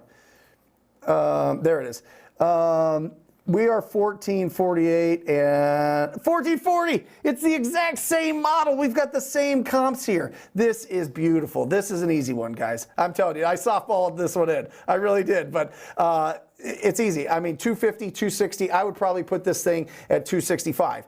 You know what I mean? If that one went 230 next door, not remodeled, you put this thing remodeled with a pool, you're getting 265, 270 all day long. Now, let's look at what I do here. All right, this is important because we're looking at the condition of the property. I want to look at this. Okay, we know their timeline. Our timeline was we went back 90 days, right? I want you to go back 90 days. We looked at the age. We put it in that age bracket so that it's all older properties. We looked at the size, exact same size here. We looked at the floor plan. We know the floor plan. We just saw the floor plan. It's the exact same one. And the condition of this property. We found out the condition. It was dated. But look, the roof's a little bit older, but doesn't need to be replaced. You look here, you can see that that is an air conditioner. that is not in too bad a shape. It looks like it's a newer air conditioner, so that's great. These look like newer windows. So I'm saying if it's 1,400 square feet, I got to do the pool. The pool's going to cost me anywhere from 5 to 10K. That's a diving pool. I can tell because it's an older pool, and back in the day they did diving pools, so it's more surface area. So we got to play that out. So I'm going to put 10,000. I'm going to put an estimated fix-up budget on this property at about 40,000. Okay, so let's break down the numbers. Let's do this exactly how I do this every single day with our team. All right, let's say that it goes for 275. Okay, Mike, can you do the numbers for me? Do you have your calculator? Yep. Okay, 275 times 0.84 is. 275 Mm-hmm. is 231,000. 231. Okay, beautiful. And then we're subtracting from that. What did I say? 40? 40,000? Yeah. 40,000 takes us to 191 is what I would sell that deal at. 191, and that'd be a smoking deal compared to the 228 that was sold in the neighbor, right? So we're at 191 there. I would be at probably around the 150, 160 range, 160 range for an offer price, or 25 under that. About 166 would be the highest that I'd go. And I think we were in negotiations. We were about to lock this up for $164,000, but they ended up quick claim deeding it over to their family. So there you go. I've got one here that is not in my market. It is not a softball deal. It is in California. So let's take a look at this. So Brent, real quick. So when you're pulling comps, right? Yep. Those first 5 steps, when you're pulling comps on, on TTP data. Yep. You're pulling for location. Yep. Right. Timeline 3 months back, Yep. 90 days, Mm-hmm. the age of the property, the size of the property, Yep. and then apples to apples for the floor plan. Yeah, I'm looking for something that if it's 1 story, I don't want to comp it with 2 stories. If it's a ranch, I don't want to comp it with something that's on a tight lot size. You know what I mean? I want to keep it, clean. Got it. And that's Yeah. what actually gives you your comps. Yeah. Okay. And then and then the condition. What's the condition? How much repairs does it need? And what is the potential? What is the ARV? All right, so let's look at this deal. This is for Dale out in California. He's got this property here. Look at this. Are you kidding me? Are you kidding me? He hits me with another one that has an empty pool. Oh my gosh, man, I love it. So first thing I do, I like just taking a look. I like taking a look and seeing what's going on in the neighborhood, what's going on with this property. It looks like it's on, an established neighborhood. It's an older property, and look at this thing. All right, I love the look at this. I love this. Look at the way that this looks. Look at what this tells us. Look at the story that this picture tells us as we're looking at this. Look at the grass. Is there sprinklers running? Is there somebody taking care of it? No, it's dead grass. This property was built in 1955, all right? Is there a carport? Is there a garage? No. It looks like they probably converted it here at some point. Maybe that's original, but we're going to dig into it. No, the garage is here. But look at this. Look at the paint going. Look at the windows. Look at the roof. I mean, this is looking good to me. All right. I'm looking at this and I'm saying, okay, there's a lot of signs here that are telling me of distress. All right. So you got the pool. So let's look at this thing. Let's pull out a little bit. This is owned by 11 years and 11 months, and it was a cash purchase. So what is that telling us? Let's see. Let's just see if they pulled out any money on this. Okay, so they originally bought it, but they did take out a loan here in 2011. So they owe about $50,000. So the reason I do that, guys, is I want to make sure that there's equity. Right? If they just pulled out money like 6 months ago and they sucked out all the equity, I always want to look. If somebody bought it cash, where's their mortgage? Did they pull out money on this thing? And they did. They pulled out $48,000. Now, did they pull it out to do repairs to the house? Doesn't look like it, but maybe they did. You never know. So those are the things going through my head right now. All right. Now I'm looking at this thing. They bought it a long time ago. They bought it for $55,000 in 2009. Fantastic. They bought it as an REO sale, so they bought it as is. REO stands for real estate owned, and that's when a bank forecloses on a property and then they relist it and sell that property. So let's take a look at this property here. All right, we're going to go to both. I'm going to go back and I'm going to go to 90 days. Okay, I'm looking at this thing, 90 days, boom. We've got some good comps in this area. Look at this.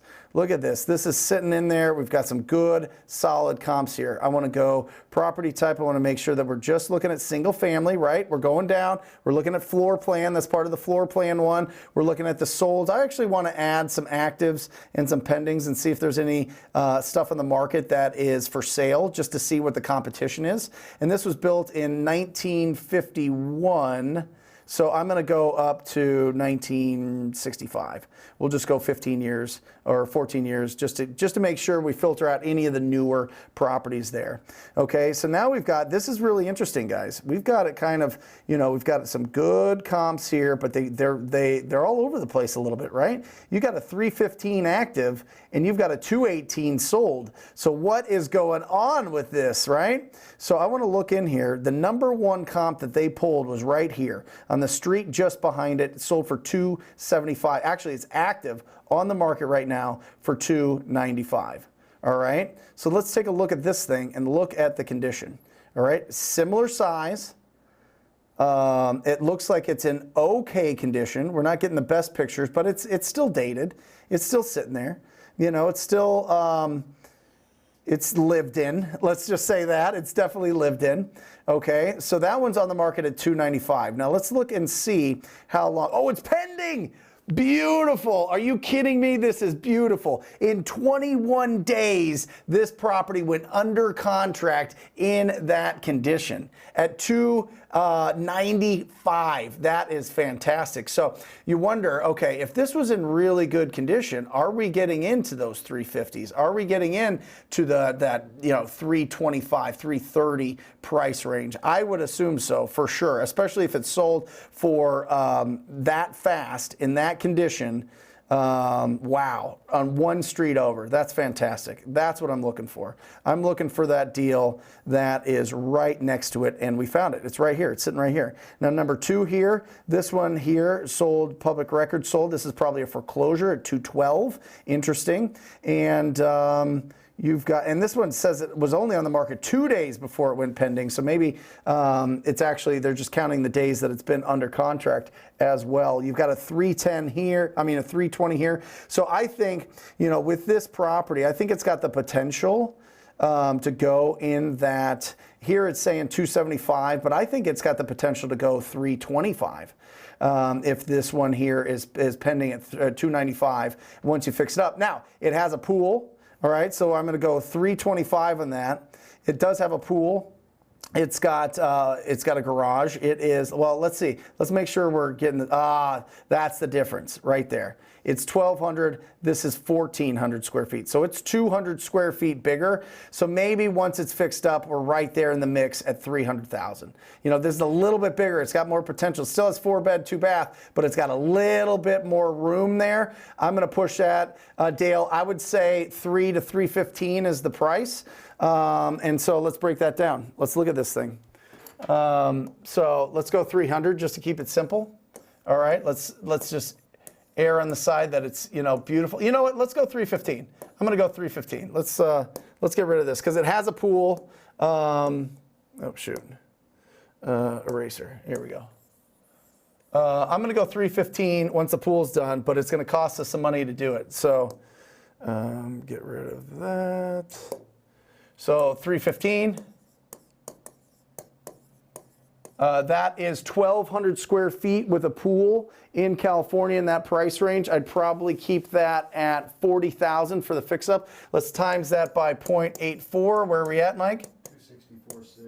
264,600. Okay, and then let's subtract the 40 off that. Puts us at wholesale price at 224. is the wholesale price. Dale, get that locked up around 200, buddy. And I think that's what he texted me. Let me see. I think he said that he was going after 200. But that's the numbers, guys. That's what I'd go at. That's a good deal there, and solid comps. So that's great. That's a great deal there. So get it locked up for 200,000. Boom, and you are rocking and rolling. It's a 20 plus K deal, maybe even be able to push it a little bit. Just depends on how many actives are in the market right now, because things are getting swallowed up. It is a hot market. So let's yeah. Make sure, guys, remember, every single day we put out the absolute best action plan, the best instruction on planet Earth when it comes to real estate investing. Make sure that you subscribe to this channel. Every single day you're going to get a jolt. Hit that bell so that you get that alarm that really pops off and lets you know when the new videos are being released. It's going to give you that shot of dopamine that you need to keep going every single day. So subscribe right now. And I think this is exciting because for the first time ever, we really put some a really good effort into a deal breakdown. You guys really liked the deal breakdown that I did last week when I was talking about the $91,000 deal that we got. We actually went out this week. This is another deal that we locked up. It was for $47,000, but I want to get you, I want to show you, I want to give you some like tactile feeling on what this is like. So I'm going to show you exactly how I pulled that, and I'm going to show you what that deal looked like with this deal breakdown. So enjoy.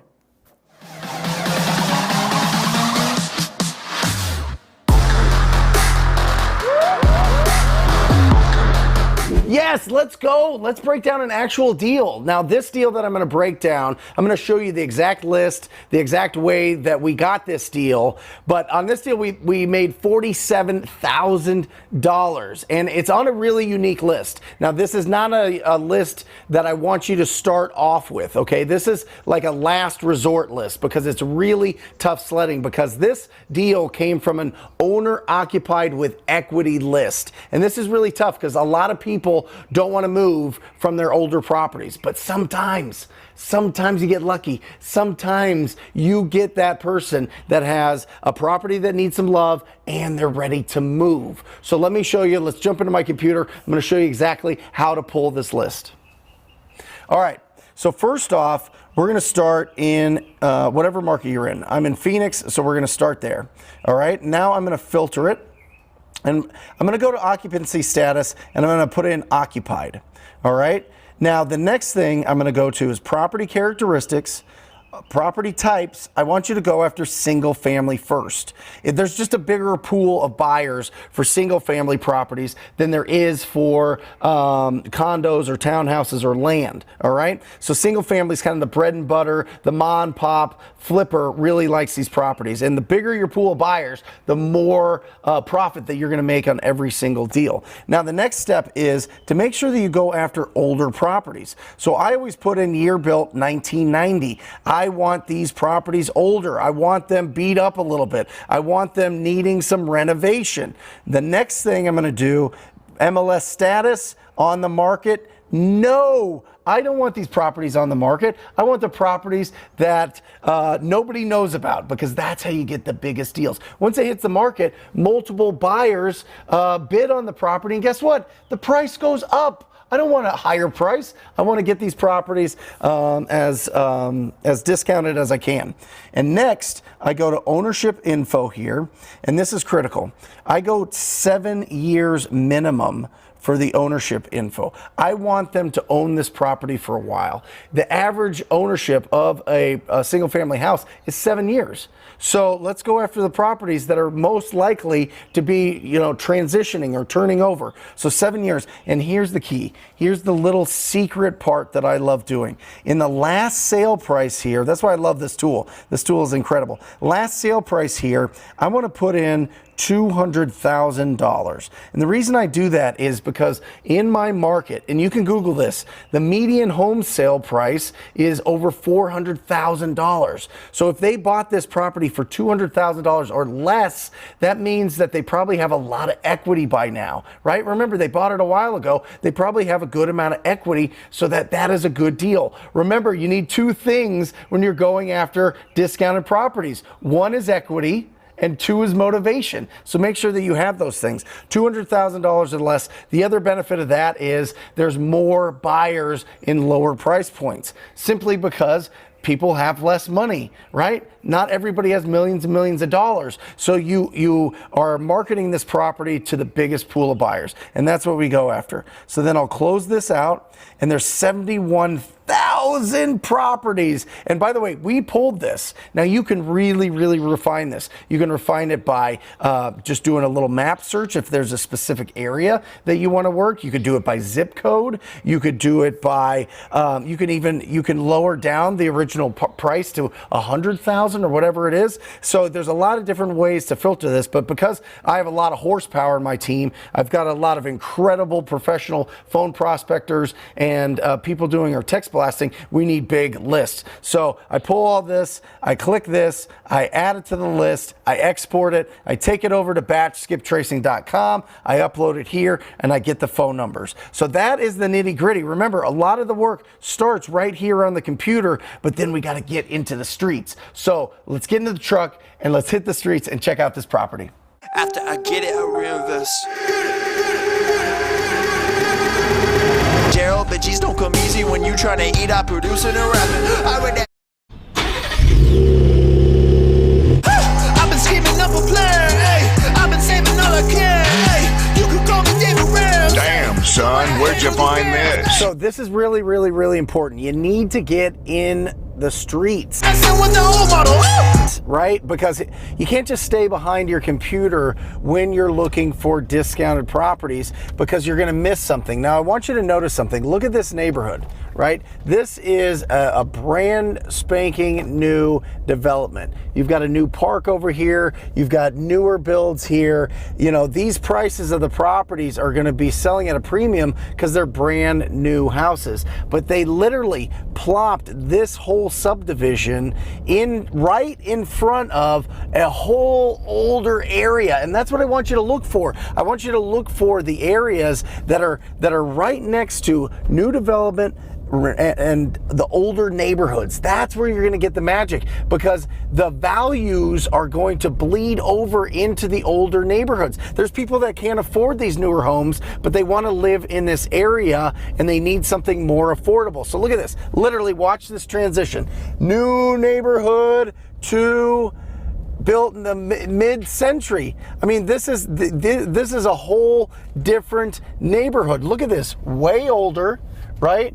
These properties, a lot of them need a lot of love. A lot of them need a lot of renovation. A lot of them are rehab ready. They're ready. These are perfect opportunities. Rappers spending money in some really funny ways, man. I promise you I'm really getting paid. Yeah.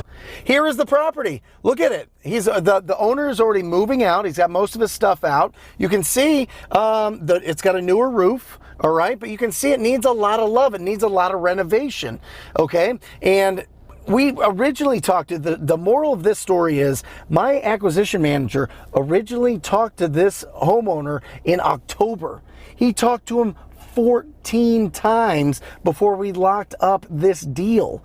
Listen, the money is in the follow-up. All right, the money is also in understanding where is the path of progress. I see right there a 2-story house with a tile roof in a newer community, 1 street over. Here we are, and it's older neighborhood. This is all of the potential is bleeding into this neighborhood. This is the path of progress. All of these homes at some point are going to be renovated, but look how much potential this neighborhood has. I mean, people talk about there's not enough deals out there. Are you kidding me? Until there's no more properties that need to be renovated, it is a conveyor belt of opportunities. It's about getting into the streets and understanding where is the path of progress. Where are people looking to do renovations? We locked the original price that this owner wanted was $160,000. We locked it up for $141,000. You're probably like, oh my gosh, Brent, in my market that'd be $20,000 or $50,000, but that's Phoenix real estate. And we ended up selling it for $188,000. 48,000. Yeah, 47,000. We made 47,000 on this deal just because we sent out a text. We text through batchleads.io. Use that coupon code TTP. Batchleads.io, fantastic platform. They responded. We got them on the phone. That's what you got to do on every text lead. You got to get them on the phone to make sure that you're really talking to the right person. And then we followed up and followed up. And then he ghosted for a while. And we followed up and we followed up and we ghosted. He talked to him 14 times. He not called, talked to him 14 times to get this deal. So it's all in the follow-up. You can do this. This is real life. This is what it looks like. This is how it really happens. So you got to go out. You got to find where the path of progress is. You've got to be loud. You got to pick up the phone. You got to be proactive, and you got to have quality conversations with distressed property owners. And bam, you get massive deals. After I get it, I reinvest, stack and put it back in it.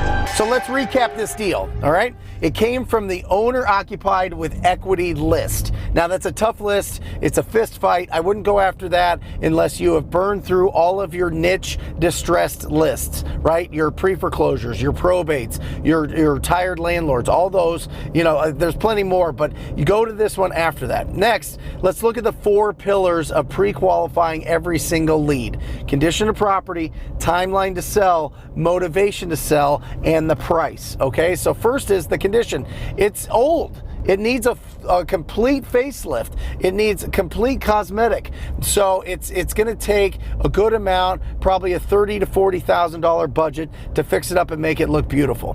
All right. The timeline was we talked to him in October. We're closing in March. That is 5 months. 5 months we've been in relationship with this property owner. So it took some time. He wanted to get rid of it in March. That was his timeline. Next is his motivation. He was just tired. He wanted to move. He didn't want to live there anymore. So that was it. Some people just want to move somewhere else. So it was finally at that point, he made the hard decision to move in March, and that was it. And the price was, he originally wanted $160,000 through our unbelievable negotiating skills with my acquisition manager, Ryan. He got it down to $141, and we ended up selling it for $187. That's how it's done. That's the deal breakdown. Until next time, love you.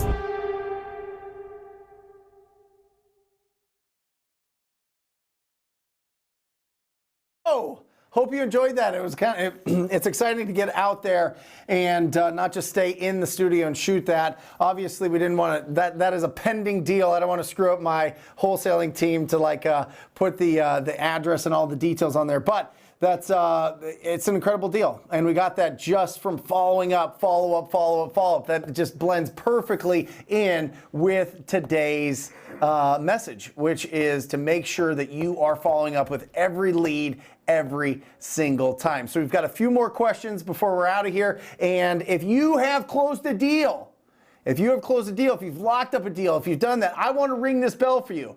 I'm going to ring it for a TTP family member. Remember, listen, the absolute pinnacle of this of coaching and mentorship is the TTP family. It is the TTP program. Go to wholesalinginc.com/TTP. I get these texts every single day because people are succeeding at such a high level, and we're going to ring this bell for them. So, Jesse, if you'll pop that on there, brother, that would be great. Boom, Matthew.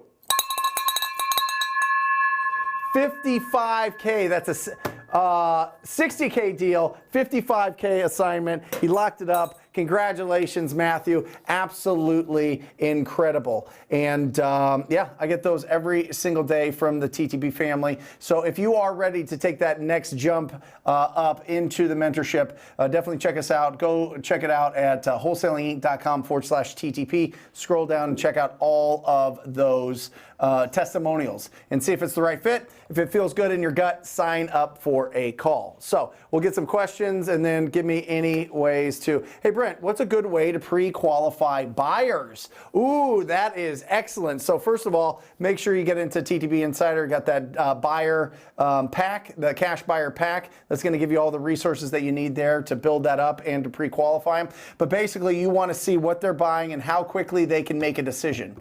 Okay, how quickly can they move? What is their experience? What are they looking for? Have they done deals already? You know, are they a wholesaler or are they an actual cash buyer? You can feel that out. You want to know, are they doing the projects themselves or are they just daisy chaining deals and trying to wholesale your deals to their cash buyers? So that's really, really, really important. And just have that conversation and ask them. And just be honest. Are you going to be wholesaling this, or are you going to be closing this and buying these properties yourself? I highly, highly, highly suggest you stick with the people that are going to be buying themselves. And the biggest buyers in town have a good reputation, so it shouldn't be that hard to pre-qualify them. And the best way to do it is add to the list. When they say they're willing to commit, make sure that you're getting a $5,000 non-refundable earnest deposit deposited to the title company and or the closing attorney, depending on what state you're in. So yeah, that's how you determine. You want to pre-qualify them?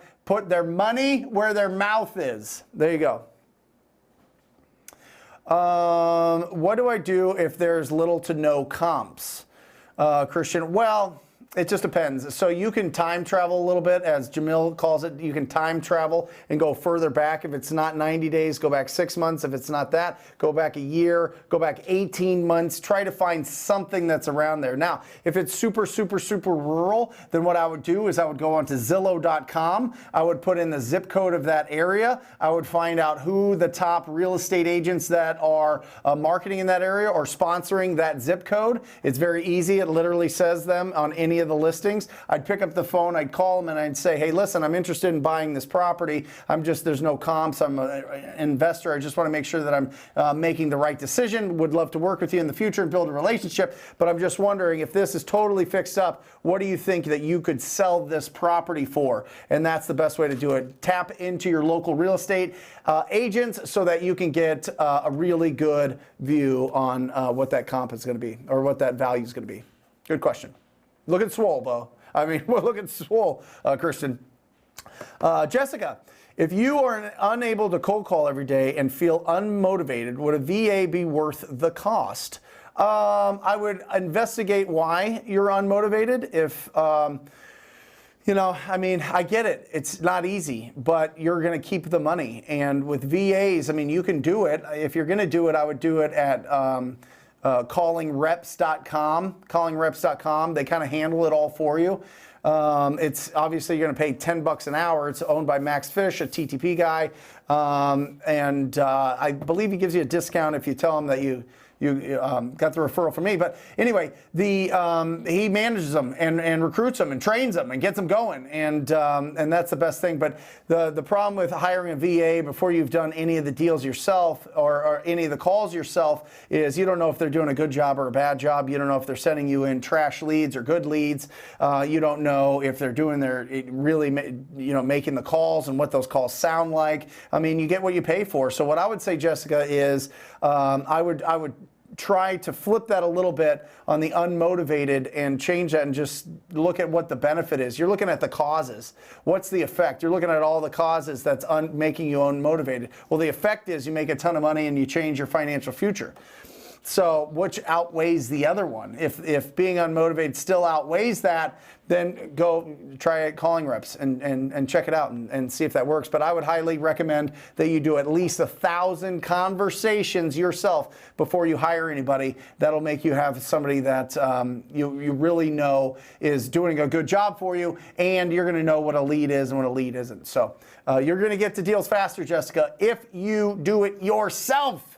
So don't be scared out there. You can do it. I believe that you can do it. I know that you can do it. I mean, people are doing it every single day and having success, and you can too. It's just getting past that unmotivated part. It's scary. It's tough. That's why people don't do it, and people hire VAs. Those VAs give them bad leads, and that's why my team and people around the country that are in the TTP family making the calls themselves are making those $50,000, $60,000, $70,000 deals and or a month. So there's everything that you want is on the other side of you being uncomfortable. So I would highly recommend you make those calls yourself.